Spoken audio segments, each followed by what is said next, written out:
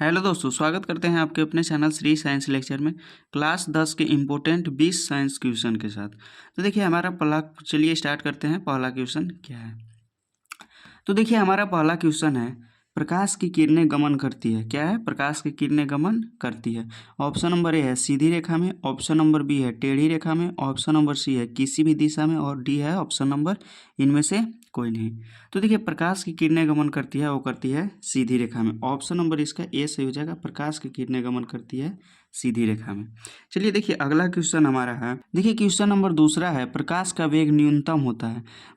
पूछ रहा है कि किस में प्रकाश का वेग न्यूनतम होता है।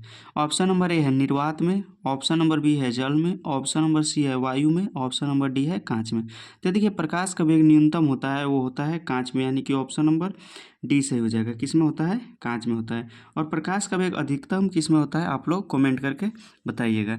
चलिए चलते हैं तीसरे क्वेश्चन पे। तो देखिए तीसरा क्वेश्चन है, मोटर गाड़ी के चालक के सामने लगा रहता है। मोटर गाड़ी के चालक के सामने लगा रहता है। ऑप्शन नंबर ए है समतल दर्पण, ऑप्शन नंबर बी है उत्तल दर्पण, ऑप्शन नंबर सी है अवतल दर्पण, और ऑप्शन नंबर डी है उत्तल लेंस। तो देखिए मोटर गाड़ी के चालक के सामने जो लगा रहता है वो लगा रहता है उत्तल दर्पण, यानी कि ऑप्शन नंबर बी सही हो जाएगा। कौन सा दर्पण? उत्तल दर्पण।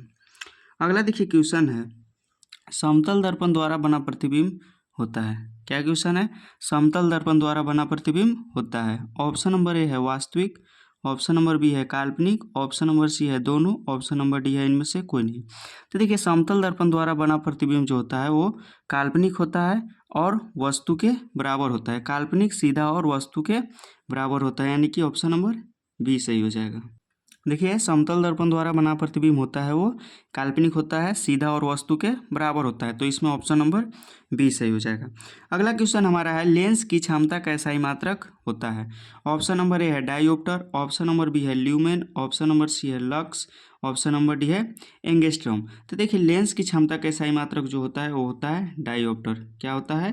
डायोप्टर होता है, यानी कि ऑप्शन नंबर ए सही हो जाएगा। लेंस की क्षमता का SI मात्रक होता है वो डायोप्टर होता है। अगला क्वेश्चन है, प्रकाश की किरणों का पथ दर्शाने वाला चित्रों को कहा जाता है। प्रकाश की किरणों का पथ दर्शाने वाला चित्रों को कहा जाता है। ऑप्शन नंबर ए है किरण आरेख, ऑप्शन नंबर बी है फोकस, ऑप्शन नंबर सी है किरण पुंज, और ऑप्शन नंबर डी है इनमें सभी। तो देखिए प्रकाश की किरणें के पथ को दर्शाने वाले चित्र को कहा जाता है किरण आरेख। क्या कहा जाता है? किरण आरेख कहा जाता है। ऑप्शन नंबर ए सही हो जाएगा।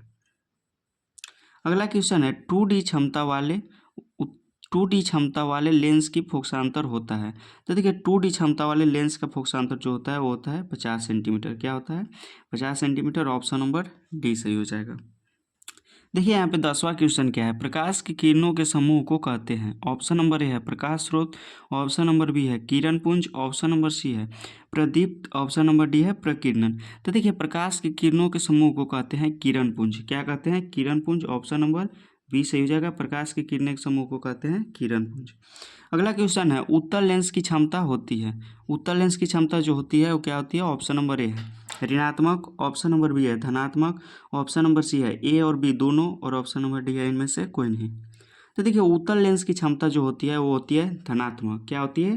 धनात्मक। ऑप्शन नंबर बी सही हो जाएगा। अगला क्वेश्चन है क्वेश्चन नंबर 12, अवतल लेंस की क्षमता होती है। ऑप्शन नंबर ए है ऋणात्मक, ऑप्शन नंबर बी है धनात्मक, ऑप्शन नंबर सी है ए और बी दोनों, ऑप्शन नंबर डी है इनमें से कोई नहीं। तो अवतल लेंस की क्षमता जो होती है वो होती है ऋणात्मक। ऑप्शन नंबर ए सही हो जाएगा, अवतल लेंस की क्षमता होती है वो ऋणात्मक होती है। अगला क्वेश्चन है, उत्तल लेंस को कहते हैं, उत्तल लेंस को क्या कहते हैं? ऑप्शन नंबर ए है अभिसारी लेंस, ऑप्शन नंबर बी है द्वि उत्तल लेंस, ऑप्शन नंबर सी है अपसारी लेंस, और ऑप्शन नंबर डी है इनमें से कोई नहीं। तो देखिए उत्तल लेंस को कहते हैं वो कहते हैं अभिसारी लेंस। कौन सा लेंस? अभिसारी लेंस। ऑप्शन नंबर ए सही हो जाएगा, उत्तल लेंस को अभिसारी लेंस कहते हैं। अगला क्वेश्चन है क्वेश्चन नंबर 14, अवतल लेंस को कहते हैं। ऑप्शन नंबर ए है अभिसारी लेंस, ऑप्शन नंबर बी है द्वि उत्तल लेंस, ऑप्शन नंबर सी है अपसारी लेंस, ऑप्शन नंबर डी है इनमें से कोई नहीं। तो देखिए अवतल लेंस को कहते हैं अपसारी लेंस। कौन सा लेंस? अपसारी लेंस। और उत्तल लेंस को कहते हैं अभिसारी लेंस, अवतल लेंस को कहते हैं अपसारी लेंस। अवतल लेंस को अपसारी लेंस और उत्तल लेंस को अभिसारी लेंस। देखिए अगला क्वेश्चन है क्वेश्चन नंबर 15, निम्न में से कौन सा पदार्थ लेंस बनाने के लिए प्रयुक्त नहीं किया जा सकता है। ऑप्शन नंबर ए है जल, ऑप्शन नंबर बी है कांच, ऑप्शन नंबर सी है प्लास्टिक, ऑप्शन नंबर डी है मिट्टी। तो देखिए इसमें से जल, कांच और प्लास्टिक उपयोग किया जा सकता है, लेकिन मिट्टी नहीं किया जा सकता। ऑप्शन नंबर डी सही हो जाएगा, क्योंकि लेंस बनाने के लिए मिट्टी उपयोग नहीं किया जा सकता है। अगला क्वेश्चन है, किस दर्पण से हमेशा वस्तु से छोटा प्रतिबिंब प्राप्त होता है? किस दर्पण से हमेशा वस्तु से छोटा प्रतिबिंब प्राप्त होता है? तो उत्तल से होता है। किससे होता है? उत्तल से। किस दर्पण से हमेशा वस्तु से छोटा प्रतिबिंब प्राप्त होता है? तो उत्तल से। ऑप्शन नंबर बी सही हो जाएगा। अगला क्वेश्चन है क्वेश्चन नंबर 17, किस दर्पण से वस्तु का बड़ा प्रतिबिंब बनता है? समतल, अवतल, उत्तल, इनमें से कोई नहीं। तो देखिए बड़ा बनता है अवतल में। किसमें? अवतल में। ऑप्शन नंबर बी सही हो जाएगा। समतल में बराबर बनता है और अवतल में बड़ा बनता है। अगला क्वेश्चन है, प्रकाश के परावर्तन के कितने नियम हैं? प्रकाश के परावर्तन के जो नियम होते हैं वो होते हैं 2। कितने होते हैं? 2 होते हैं। ऑप्शन नंबर बी सही हो जाएगा। प्रकाश के परावर्तन के कितने नियम हैं? तो प्रकाश के परावर्तन के नियम होते हैं वो 2 होते हैं। ऑप्शन नंबर बी सही हो जाएगा। अगला क्वेश्चन है, जब प्रकाश की किरणें हवा से कांच में प्रवेश करती है तो वह मुड़ जाती है। अभिलंब से दूर, अभिलंब के निकट, अभिलंब के समांतर और ऑप्शन नंबर डी है इनमें से कोई नहीं। जब प्रकाश की किरणें हवा से कांच में प्रवेश करती है तो अभिलंब के निकट जाती है। कहाँ जाती है? अभिलंब के निकट। ऑप्शन नंबर बी सही हो जाएगा। जब प्रकाश की किरणें हवा से कांच में प्रवेश करती है तो मुड़ जाती है अभिलंब से निकट। कहाँ जाती है? अभिलंब के निकट। अगला क्वेश्चन है क्वेश्चन नंबर 20, फोटोग्राफी कैमरा का अभिदृश्यक होता है। ऑप्शन नंबर ए है उत्तल लेंस, ऑप्शन नंबर बी है अवतल लेंस, ऑप्शन नंबर सी है उत्तल दर्पण, ऑप्शन नंबर डी है अवतल दर्पण। तो देखिए फोटोग्राफी कैमरा का अभिदृश्यक लेंस जो होता है वो होता है उत्तल लेंस। कौन होता है? उत्तल लेंस होता है। ऑप्शन नंबर ए सही हो जाएगा। देखिए अगला क्वेश्चन हमारा क्या है, साइड मिरर के रूप में प्रयुक्त होता है। साइड मिरर के रूप में प्रयुक्त होता है। ऑप्शन नंबर ए है अवतल दर्पण, ऑप्शन नंबर बी है उत्तल दर्पण, ऑप्शन नंबर सी है उत्तल लेंस, ऑप्शन नंबर डी है प्रिज्म। तो देखिए साइड मिरर के रूप में उपयोग जो होता है वो होता है उत्तल दर्पण।